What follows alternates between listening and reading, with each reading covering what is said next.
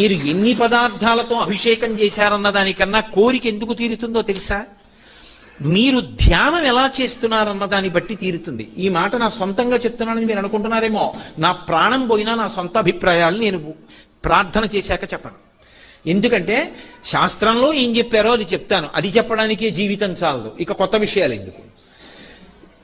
ఆపాతాళ నభస్థలంత భవన బ్రహ్మాండమా విస్ఫురత్ జ్యోతిస్ఫాటికలింగమౌళి విలసత్పూర్ణేందువంతామృతై అస్తోకప్లుతమేకమీశమనిశం రుద్రాను వాకాన్ జపం ధ్యాయేత్ ఈప్సిత సిద్ధయే ధ్రువపదం విప్రోభిషించేచ్చివం. ధ్యాయేత్ ఈప్సిత సిద్ధయే వేదం చెప్పింది. ఇలా ముందు ధ్యానం చేయి, నీ కోరిక తీరుతుంది. కోరిక అంటే అవసరమైతే తీరుతుంది అని అర్థం చేసుకోవాలి ఎప్పుడు.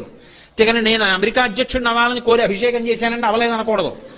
ఆ కోరిక తీరితే నాకు అభ్యున్నతి కలుగుతుందంటే ఈశ్వరుడు తీరుస్తాడు.